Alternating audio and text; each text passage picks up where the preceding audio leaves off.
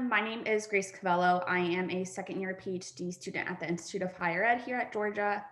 I'm looking forward on to the Institute of Higher Ed's third session for our Critical Perspectives on Race series. Before we get started, I'd like to take a moment to honor the land in which we inhabit and conduct our research. The land is physically situated in the original ancestral homelands of the United Ketowah Band of Cherokee Indians in Oklahoma, the Cherokee Nation in Oklahoma, and the Eastern Band of Cherokee Indians, the Muscogee Nation, and the Yuki Tribe of Indians in Oklahoma and elsewhere. We pay respect to the Cherokee, Yuchi, and Muscogee people, past, present, and future, and and their continuing presence in the homeland and throughout their historical diaspora. Thank you. We're really excited to have Dr. Eddie Cole here today for this presentation. It's going to be a webinar style session, so audience cameras and mics are going to be turned off, but we do encourage you to submit questions through the Q&A function on the bottom of your screen here. Mine is next to the raise hand feature, so I'm sure yours is right around there as well. At the end of the presentation, Dr. Cole will address all questions submitted throughout the session. Next, I'm going to turn it over to Dr. Kane here, our speaker, and get us started. So Dr. Kane has been an associate professor at the Institute of Higher Ed since 2013. His research focuses on historic and modern issues involving faculty roles and rights, campus-based activism, and student outcomes. Dr. Kane, the floor is all yours. Thank you.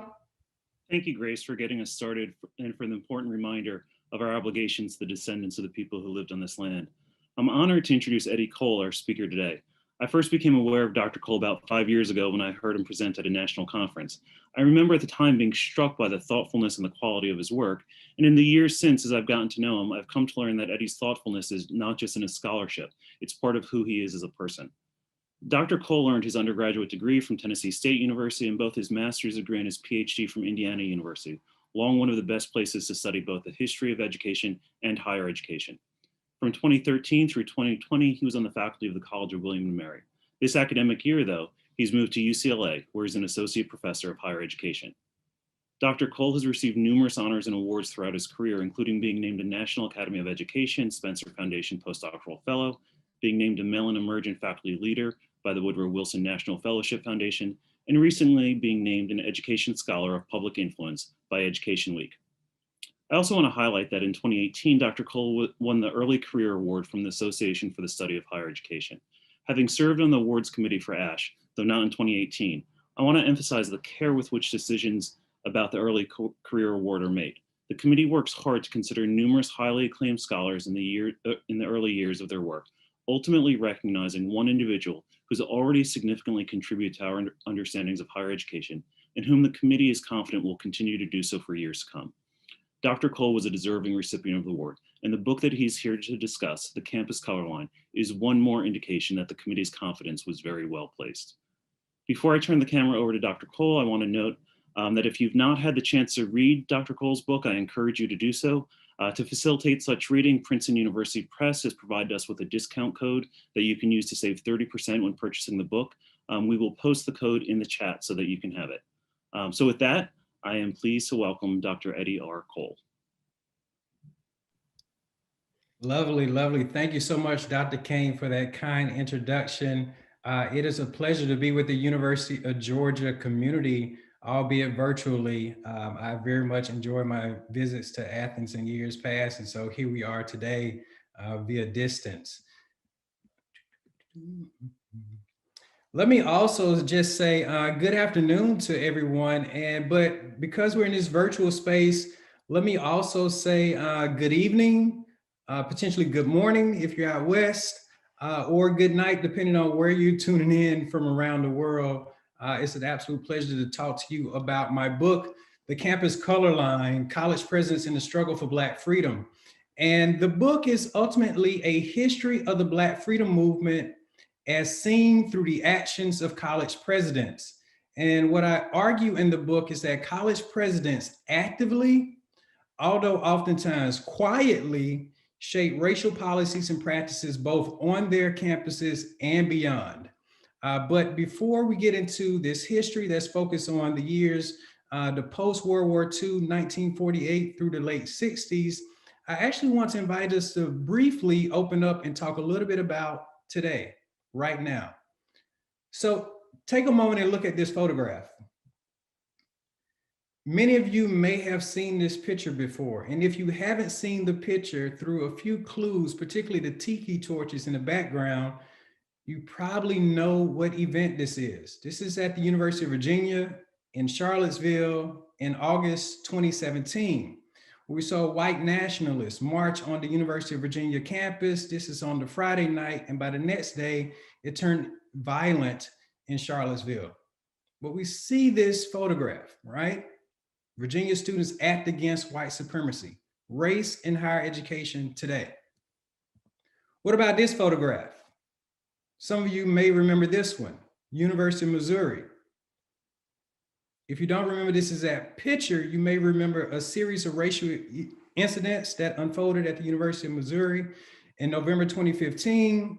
Here you see a photograph of students on the football team at Missouri taking media questions after they had announced that they would boycott the upcoming game that Saturday if the university did not act swiftly in addressing campus racism. What about this photograph? Welcome to the Trump Plantation. Overseer Wayne A.I. Frederick. Wayne Frederick is the president of Howard University, a private historically Black university in Washington, D.C. This is from February 2017, after President Frederick and then President Donald Trump had a meeting. The spray paint on campus shows student resentment, even at a historically Black campus, around bigger questions of race and higher education. And what does it even mean to engage with a president like Donald Trump? Now, I show those three contemporary photographs just to give some context. In response to these incidents that I just showed, you see media, alumni, students, faculty, community members. When you see these types of incidents on college campuses, who do we turn toward? The college president or university chancellor. And you see the headlines in response to this, right? It's one of those things that I show these as setup because as I was doing the research for this book, these incidents were unfolding as I was going from archive to archive in 2015, 2016, 2017. I was seeing month in and month out in national media attention on college presidents and how they were engaging issues of race on their campuses. But as I was looking at the public statements in response to the contemporary, I noticed something was missing. One thing was how void those statements were of history. Very rarely did the public statements in response to racial incidents truly contextualize what was happening on these college campuses, whether private or public, large or small, in the US South or beyond. There is much more to understand about the role of college presidents in shaping racial policies and practices in higher education beyond just the contemporary, but there's some history there. And that's when I got on the airplane or on my archive dive, if you will. So let me just briefly give some context to those of you who haven't had a chance to read the book yet about the research that went behind the book. So as I mentioned, over a 3-year period, I traveled to archives across the United States. And don't worry about reading the list of institutions to the left there.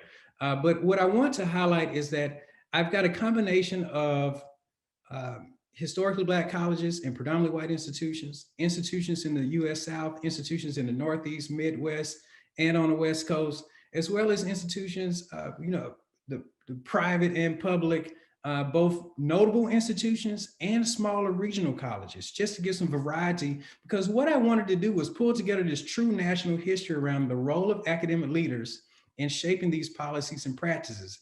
Not just reacting to racial incidents, but actually being proactive in the process. So I started in North Carolina, and I just want to walk you through this very briefly before we get into the book itself. I started in North Carolina because so much attention, even this month, last week, attention always goes to the student sit-in movement, rightfully so, led by Black college students across the South. And so Greensboro, North Carolina is often pointed to on February 1st, 1960, for launching the sort of nationwide sit-in movement at lunch counters, challenging whites-only eating facilities. And you see students at North Carolina A&T and Bennett College really come together to sustain that movement. But while in North Carolina, I also went to North Carolina Central in Durham, spent some time there, went from North Carolina down to Atlanta, I did the Atlanta University Center, those private historically Black colleges. But since I was in Atlanta, I also did Georgia Tech and Emory, went from Atlanta to Nashville, Vanderbilt, and Tennessee State University. And then I left the South and I went to the Northeast. I went to Central New York, actually, spent some time at Syracuse. From Syracuse, I went to Madison, Wisconsin. From Madison, Wisconsin, I went to Ann Arbor, Michigan. And from Ann Arbor, Michigan, I went to Baltimore, did both Morgan State. For those of you who've had a chance to start the book and read the book, you see I spent a lot of time at Morgan State College, now Morgan State University. And then I went across town to Johns Hopkins since I was there, and I took the train up to Philadelphia.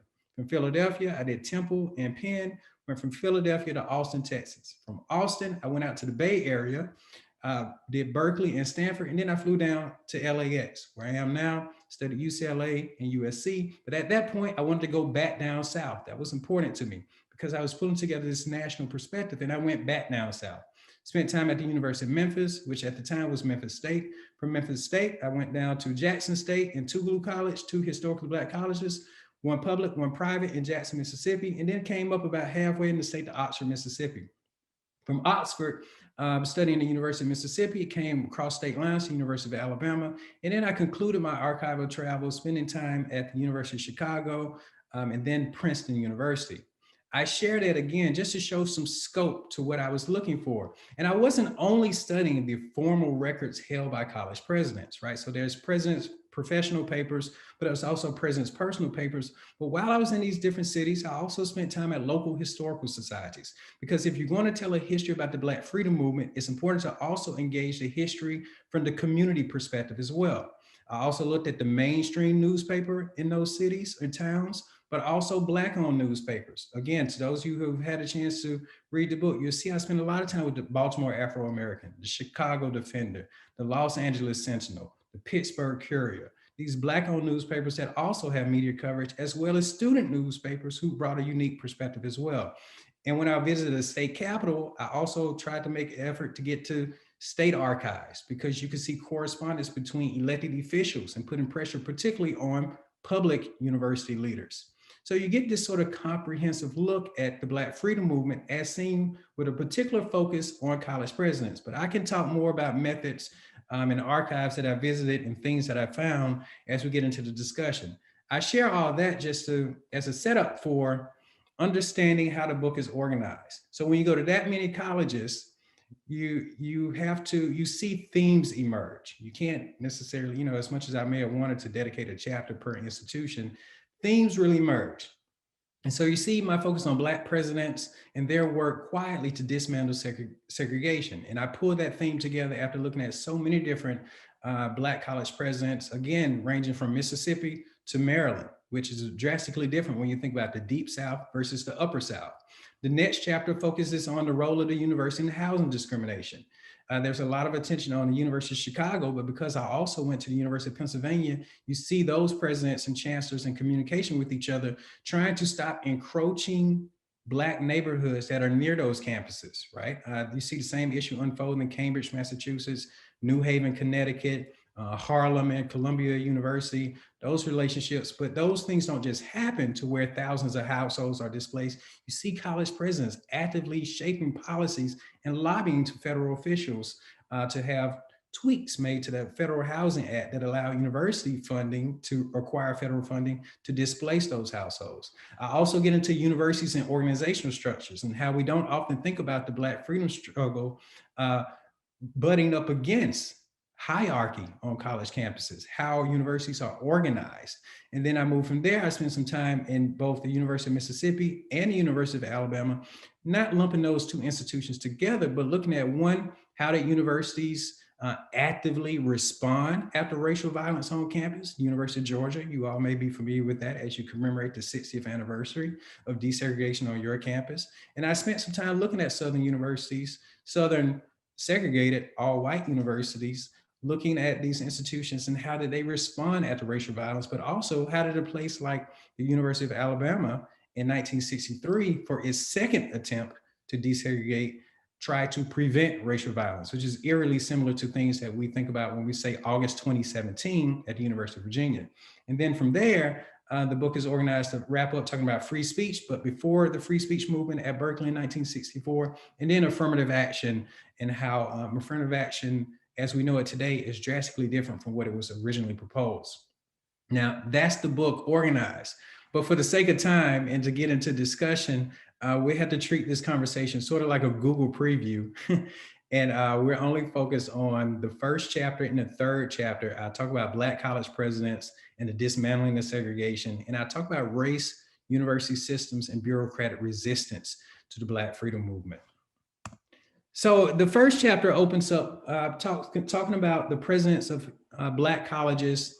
And I love this quote. It's really to set up the chapter. It says, quote, "It is more desirable at this time to advance the interests of the institution now committed to our care than to engage in controversy." That quote is from Maurice A. Soper, who was the chair of the trustee board at Morgan State in Baltimore. The letter comes on August 29th, 1948.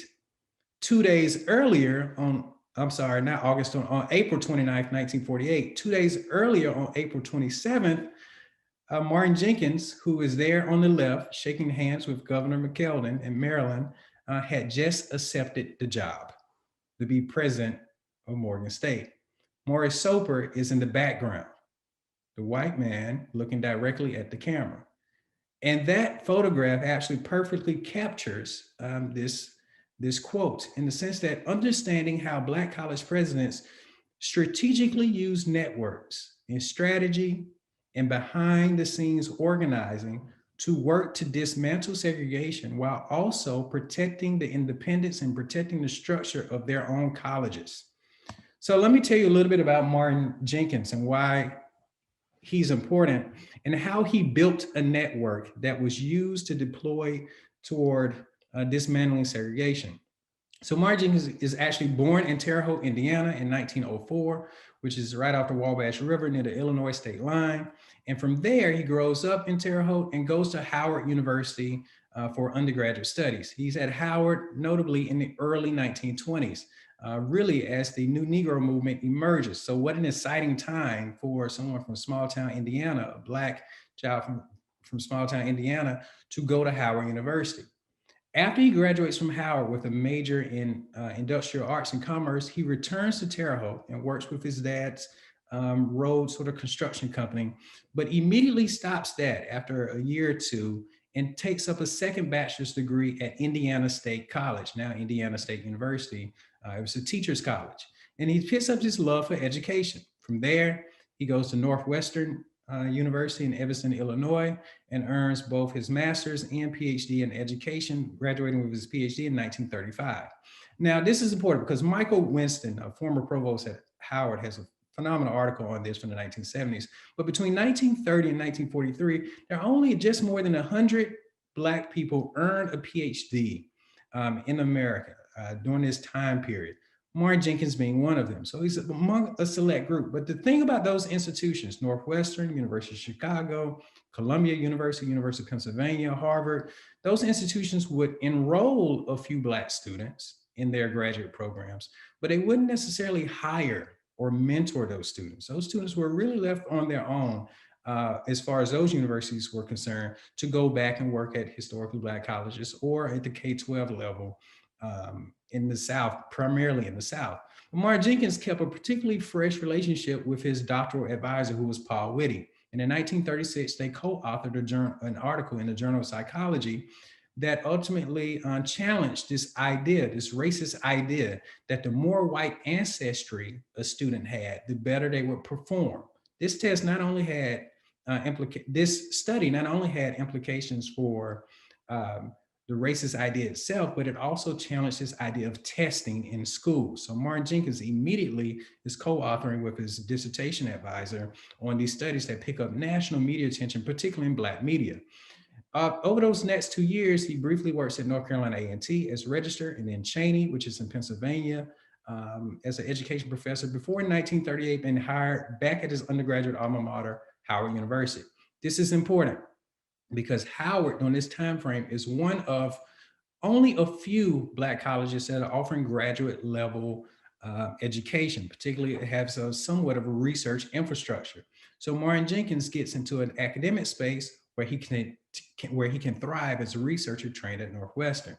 2 years later, Fred Kelly, from U.S. Office of Education reaches out to Mordecai Johnson, who's the president of Howard University, who's the first Black president at Howard University, and asks President Johnson if he can recommend someone who is good with both races, meaning Black and white, with regard to a survey of Black education in the United States.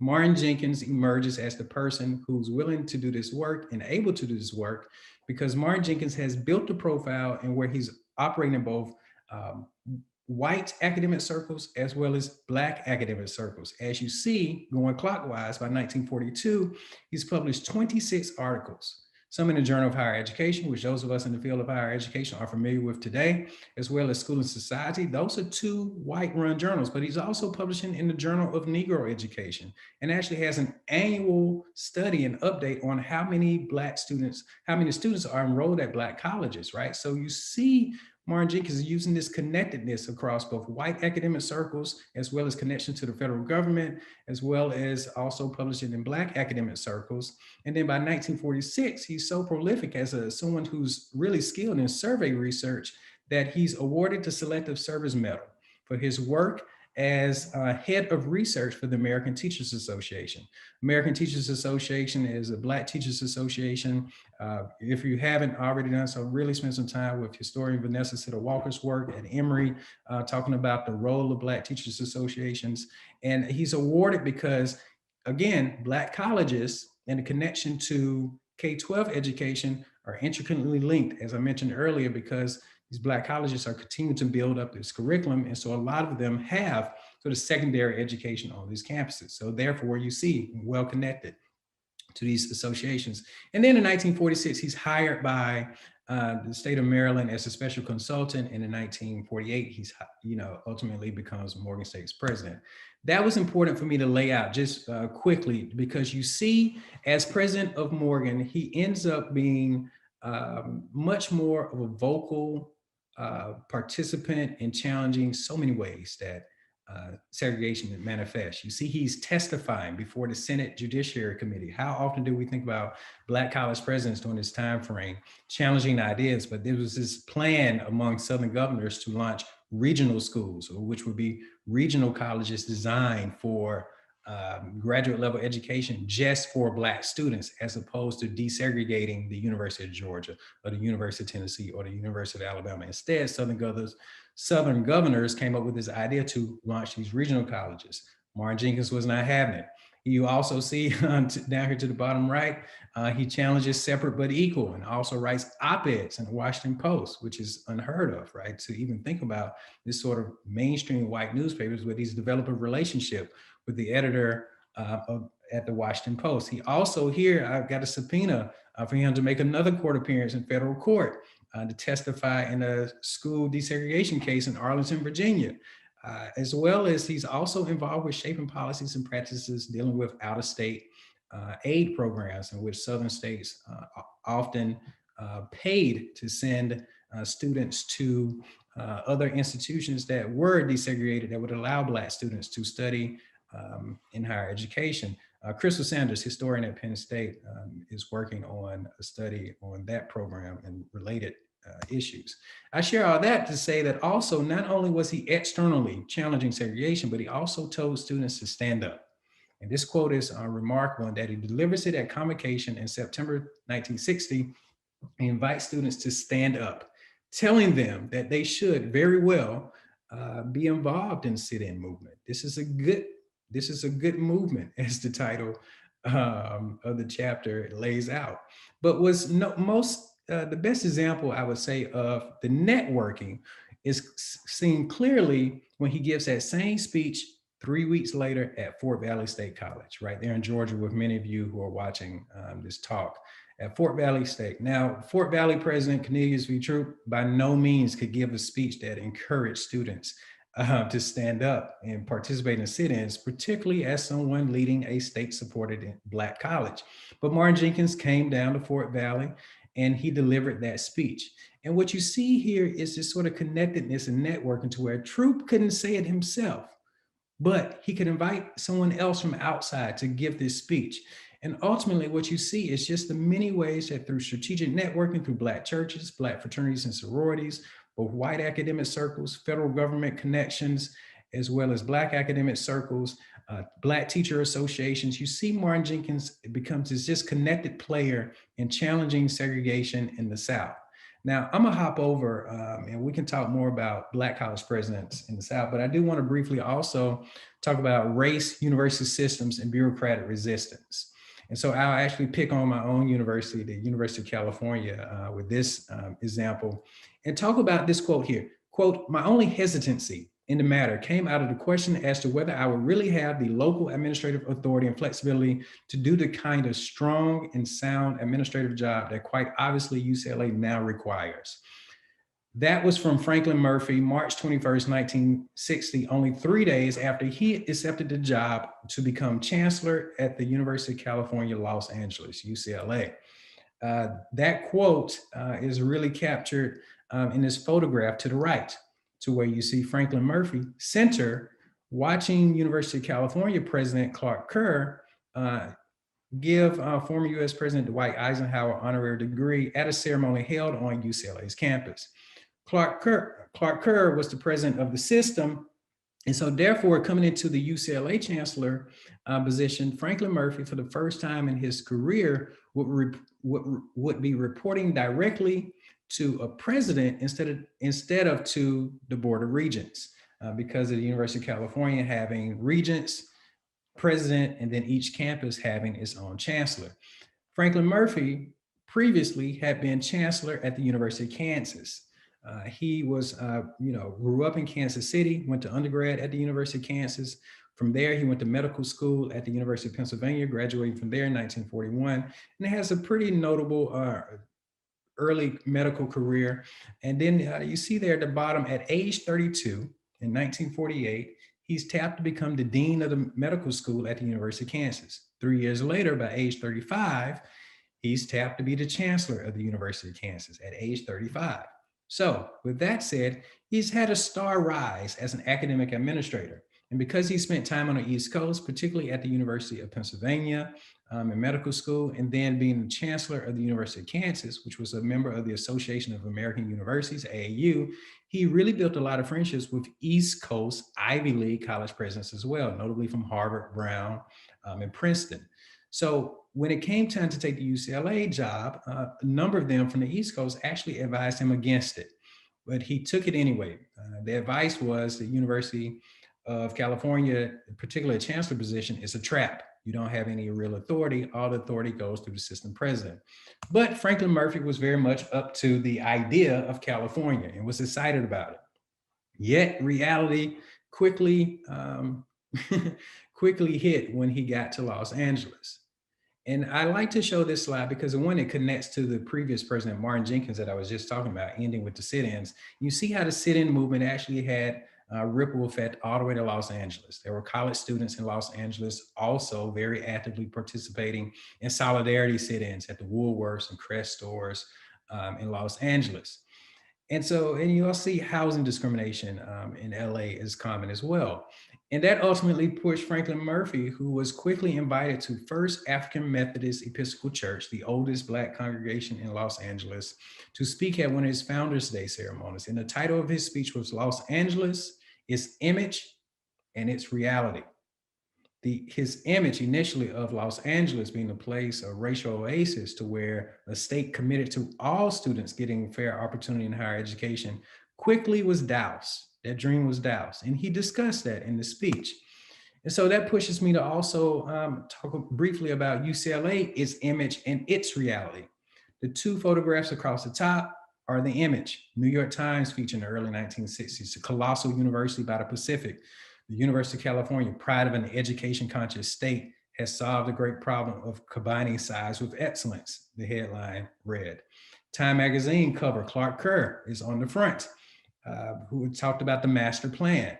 Did not mention UCLA. It was a feature primarily on Clark Kerr. This is the image of the University of California. But its reality, as you see across the bottom, is more prominent, that Franklin Murphy quickly realized.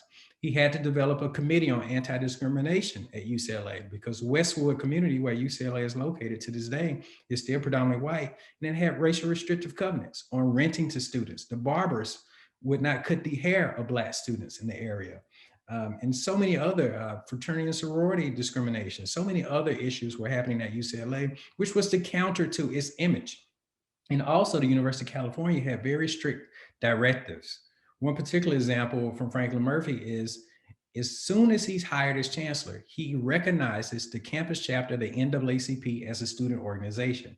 Yet prior to his hire, throughout the 1950s, many of these prior administrators would not grant recognition to the campus chapter of the NAACP because University of California regulations strictly forbid facilities use and activities for students involved with off-campus social issues, civil rights obviously being one of them.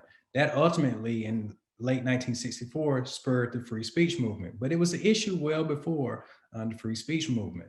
And so that pushes me to where I always like to share this example of the freedom vote. I ask my colleagues at UCLA often, how often have they heard of the freedom vote?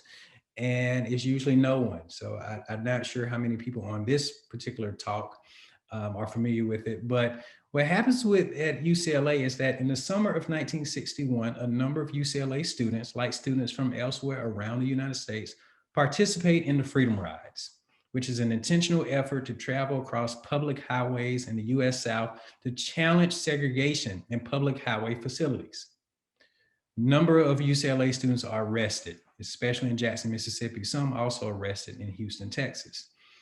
But one issue that comes up is students rally behind their peers and suggest that, you know what, we should have Chancellor Murphy, who is making all these efforts with his anti-discrimination committee, to actively join us and sign in a telegram that we're going to send to Ross Barnett, the segregationist, racist governor of Mississippi, as well as Robert Kennedy, the attorney general, that says that it shows Chancellor Murphy's sympathy with students arrested.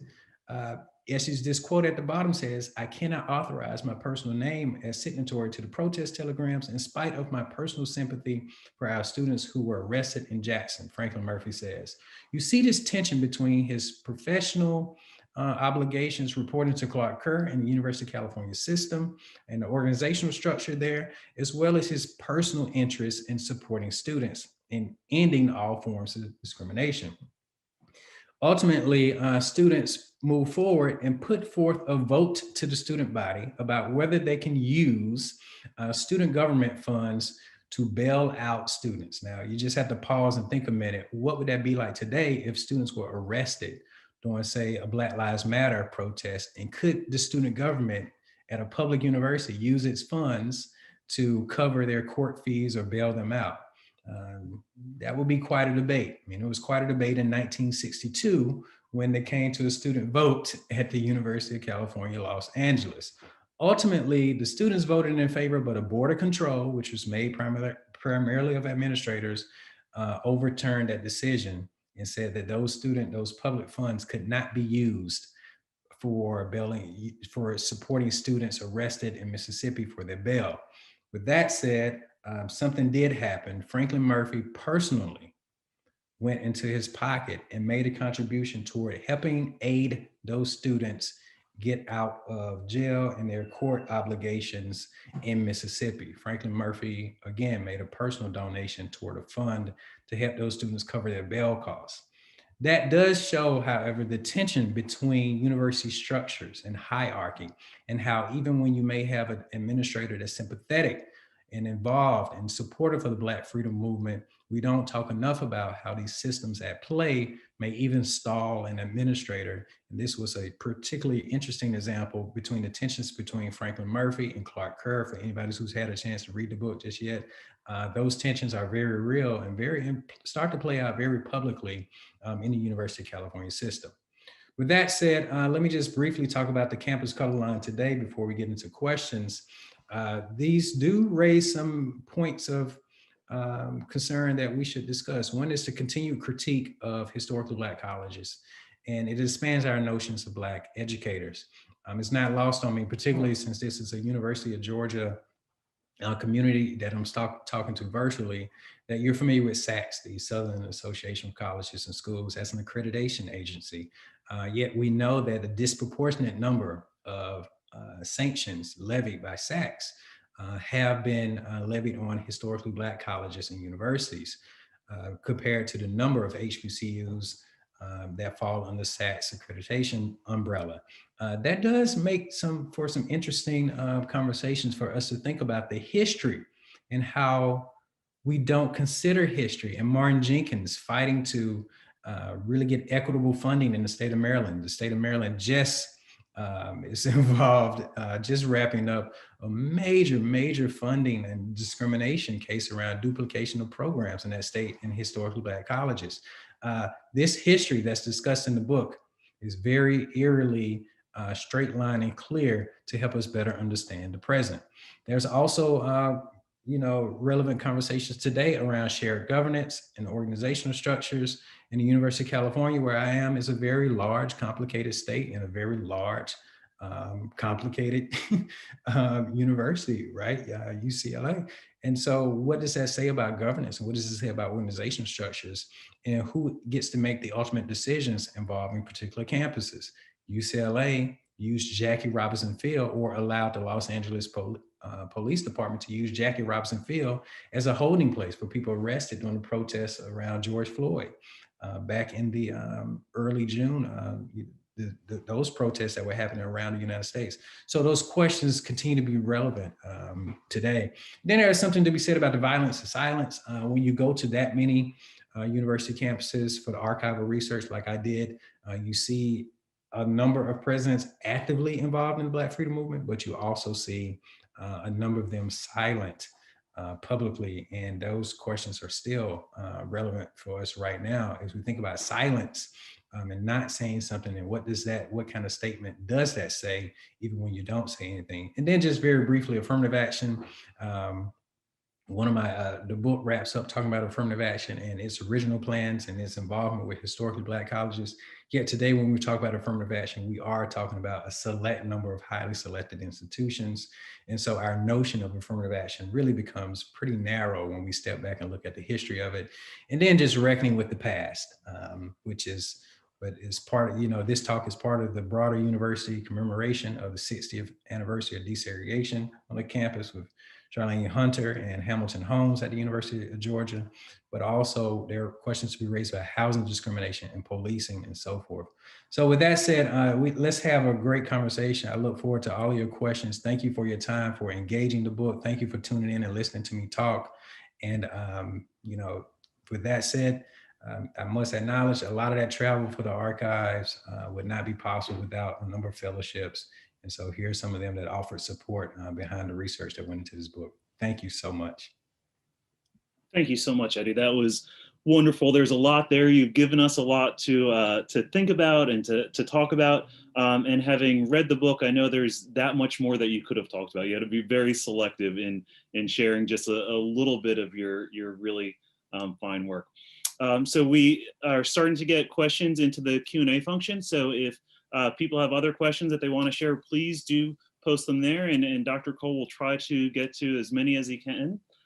What I'd like to actually start with, though, is a question from some of our students at IHE who've been asking me to ask you more about your methodology, about the tremendous amount of sources that you've used. You've obviously started by laying out all the places that you visited. So could you talk about your access to and use of that breadth of materials? Any difficulties that you encountered, even any resistance from institutions about telling these stories that in some cases paint presidents in very positive light, but in other cases don't really do that as much. So if you could just speak a little bit more about that, that'd be great.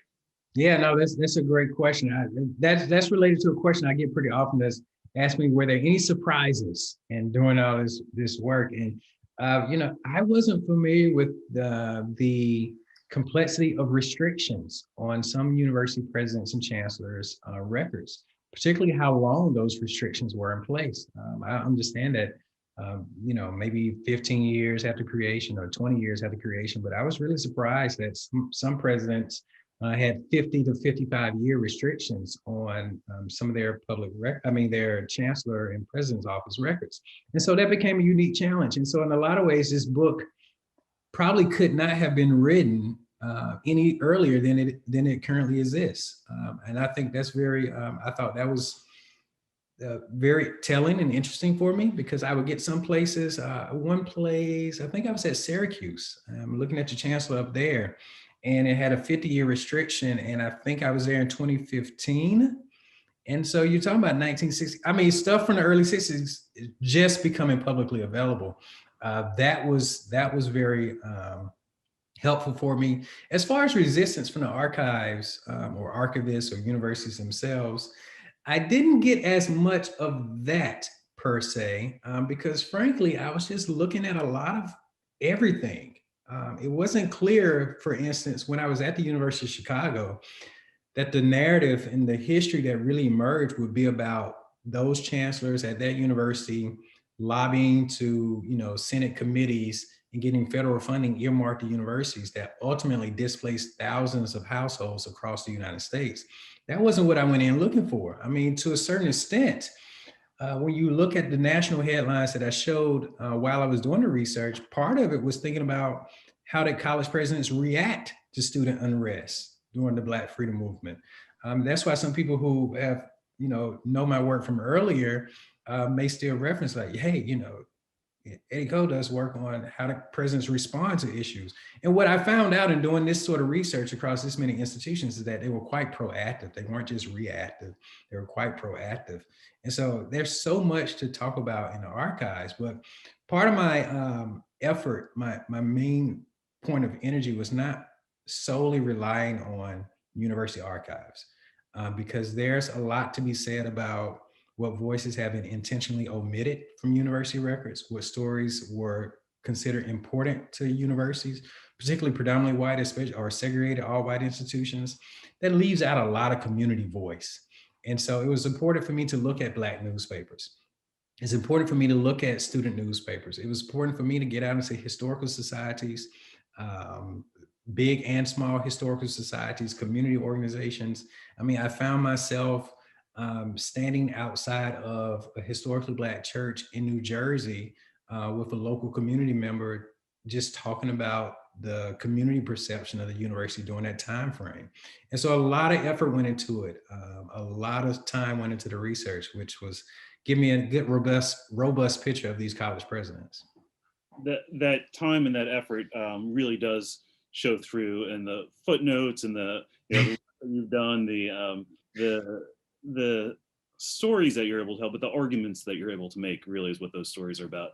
And it, your conversation there reminds me of talks that we have in class, in the history of higher ed class, about how archives construct the history, right, as much as reveal the history. And so I really appreciate your thinking about that. One of the other questions that students have asked me to ask you about are about these voices, right? You've been able to highlight and share a lot of voices that we might have otherwise missed.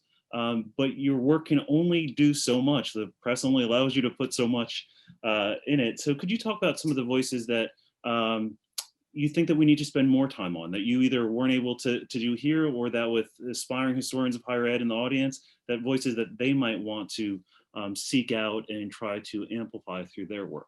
Yeah. I think the second and third chapter, I think there's some community voice that doesn't come into higher education history nearly enough. And some of those voices would be sort of local ministers and pastors who were very influential in students' lives off campus, beyond campus, and some of the conversations that unfold in the community and just how important that work is.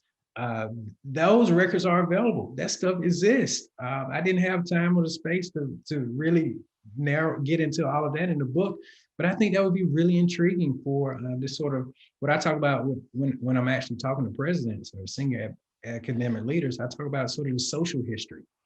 There's so much more to be said about the social history of universities as opposed to the institutional history. And so institutional histories are very high level. They're about founding dates, they're about key leaders, but the people who make your campus move day to day are just as much an important part of that university and its history and how it unfolds and how people want to come back to a reunion or want to come back to a homecoming because they remember particular people. They don't remember necessarily this high level university experience. And so there's so much more to be understood about the social history and how those community has been pushing back in resistance to universities. I think that's so important.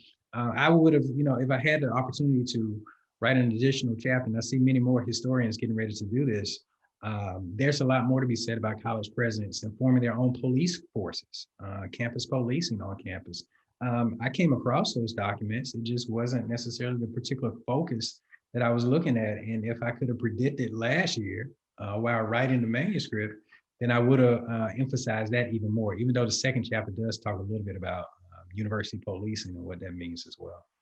Great question. That last point's a really interesting one. I think of Ferguson's work and sort of the, post Jackson State, post Kent State, the sort of ramping up of campus police forces as opposed to thinking about different alternatives. I know here at this institution, we went from an all student police force to a professional police force in this period.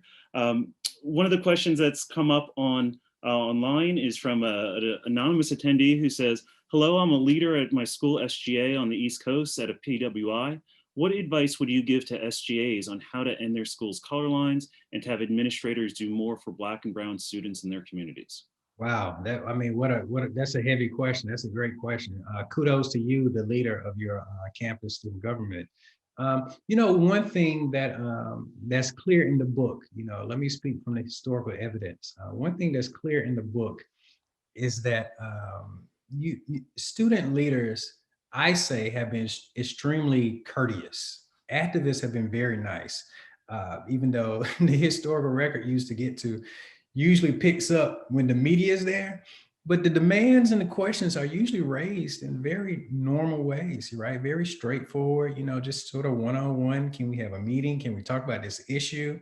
And it's usually when campus administrators don't react swiftly enough or quickly enough that the issues really come up. So the first thing I would say is sort of follow the model blueprint for student leaders in the past around sort of just approach your campus leaders about what the issues are and what you would like to see. That's one thing. And then we can have another conversation if you don't get the response that you think is warranted. That's one thing that I would say up front. But another thing that I would encourage you to do, particularly as a student government leader, I would encourage you to truly invite your university leaders to meet with your university archives, right? Meet you in the archives. And let's take 30 minutes to an hour and let's work and read through this social history of your own university, because there's so much more to better understand today and the racial challenges on college campuses when we truly grapple with our past. And I'll give you a little example to the student that asked that question. I'm not going to say which president or which university, but a current president of a university that's featured in the book actually ended up on the phone with me and told me that they learned some things about their university because they sort of went straight to that section and read about it. They learned about their own university. So these are academic leaders who, again, know high level, macro level, histories of the institutions, but they don't really understand the historic color line of their very own universities, which is to your point of your question. And if you want to dismantle white supremacy and really talk about racial equity in higher education, a key starting point is to build in a standing meeting with your university leadership to really grapple with the real history of your university.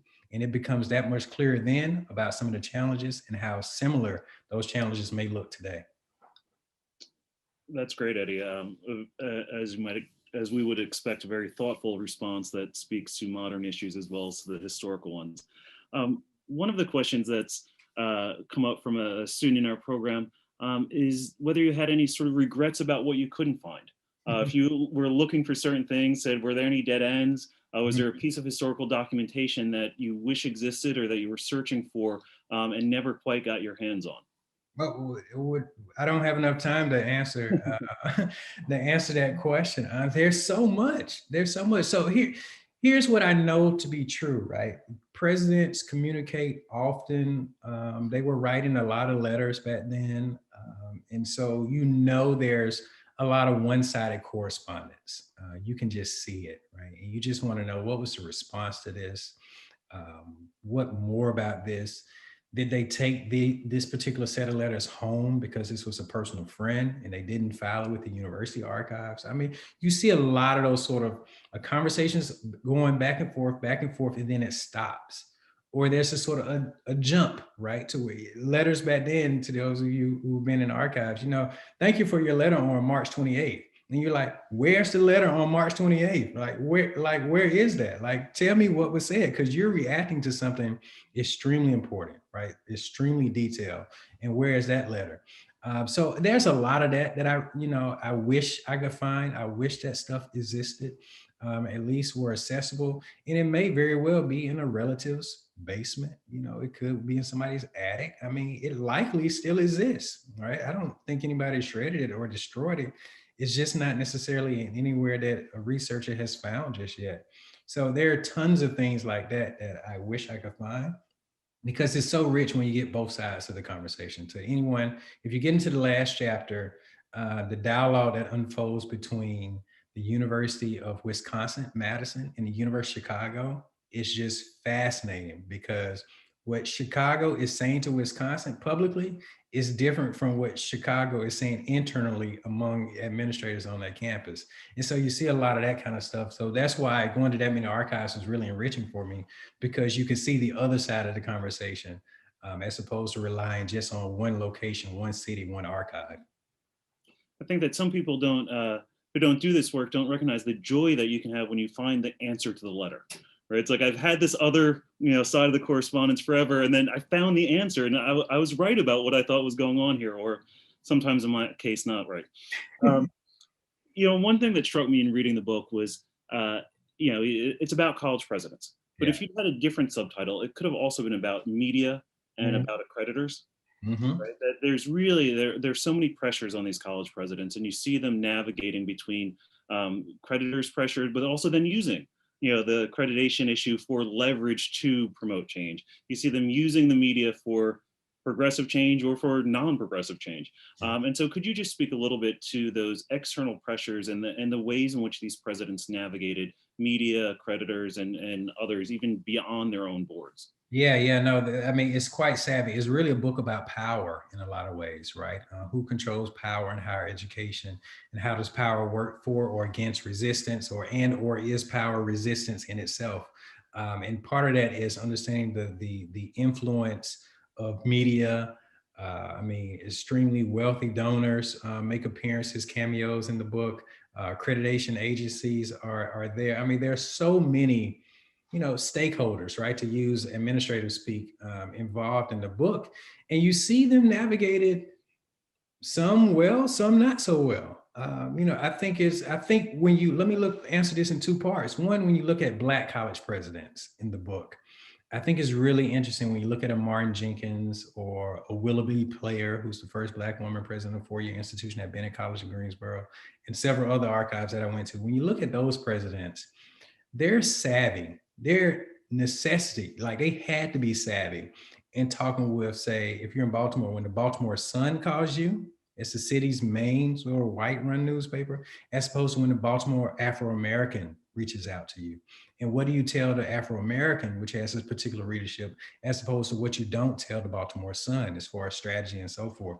You see presidents use that kind of leveraging media to advance their particular missions. But then you also see presidents who are very much not necessarily on board with a particular issue, but accreditation puts a lot of pressure on them. And, that's really the case. And you could argue Georgia, Mississippi, Alabama, no president wanted to lose the university accreditation on their watch. And so that's where you think about Derek Bell's, the late legal scholar, interest convergence, to where, the interests of the university is suddenly converge with the interests of the NAACP and the Black students seeking enrollment and so forth. So, I mean, it's just so much going on, and we hadn't even got into industry pressure, corporate pressure, and who's on the board of trustees. And I mean, private foundations, I mean, that alone carries really the back half of the book when you get into Carnegie Corporation, the Rockefeller Foundation, and the Ford Foundation. It's just so many moving parts to pull this book off. So, yeah. Great. So I have a question from Carlos McKnight. Good evening, Dr. Cole. The question I have is, from your research, which president or chancellor that you've researched for this book was the most interesting in their method of addressing segregation in the campus color line? Wow. Most interesting. in their method. I spent a lot of time. I actually went to the University of Alabama 2, maybe 3 times actually. And Frank Rose, who was the president there from the late 50s through the 1960s, really was interesting in looking at, his sort of navigating the politics of Alabama. I mean, he's the president of University of Alabama when George Wallace is elected.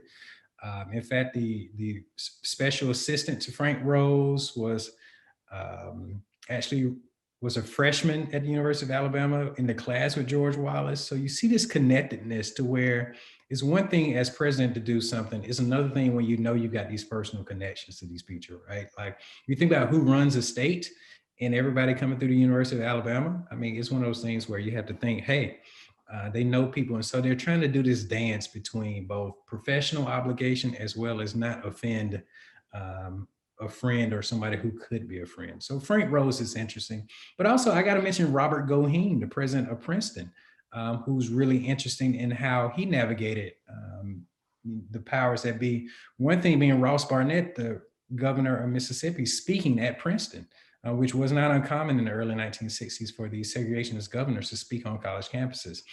But not only did Robert Goheen condemn the speech, but he allowed the speech to occur. He didn't rescind an invitation. So you saw a white supremacist rhetoric on campus, but immediately after Ross Barnett leaves, a number of initiatives are launched to advance racial equity at Princeton University, which had been long overdue in doing so, particularly compared to Yale and Harvard. And so you see Robert Goheen is a unique example of somebody who not only talked about what the university stood for, but it was important to also implement programs to show what the university stood for. Great. I know we're getting close on time, so I'll conclude with one more question from our webinar audience. Given the 50-year restrictions on some presidential record archives, combined with the shifts to communication methods in modern administration, do you think the analysis of presidential decision-making surrounding today's issues will be possible in the future? And how can we make sure to help document now in a way that it will be? Yeah, that's a great question. What I hear in that question is, could you write this book 50 years from now? And the question is, yes, you could, but it would look a lot differently. And I think one of the things would be, particularly for private universities, I don't know how you're going to get the emails and be publicly available and that sort of thing. But what I just want to bring everyone's attention to is that, again, this is a history of the Black freedom movement as seen through the actions of college presidents. And so when you think about the struggle for Black freedom today in this contemporary format, you're going to have to remember that there's so many actors, there's so many areas where content is being produced that are still relevant to higher education. So you still can pull together this very comprehensive view at college presidents and university chancellors right now by using social media, right? It may not be the president's official account, but you're going to use social media. You're going to use newspaper clippings, you're going to use blogs, you're going to use all sorts of things that if you were to write the same history, looking at the role of college presidents today and how they shape racial policies and practices, I think you'll still be able to pull it off pretty comprehensively, even if you can or can't get to all of the private correspondence unfolding right now that have gone on in the last hour since we've been in conversation. Well, thank you. I'm hopeful that people will continue to do this type of work, Eddie. This is a truly wonderful book that I know that I've learned a great deal from, and I've studied some of these things before, but I learned a great deal from the book, from your voice and your ability to pull these things together. So unfortunately, we're out of time. It has gone by so quickly because of what you've brought to us to consider. So thank you for joining our IHE community, at least just for an hour via Zoom. We really do appreciate it and appreciate the work that you're doing. No, thank you so much. It's always a pleasure to be in conversation with you, Tim. And just what an honor to have you all sit with us and engage this conversation. Well, thank you, everyone. I hope everybody has a nice afternoon. Take care. Be safe out there.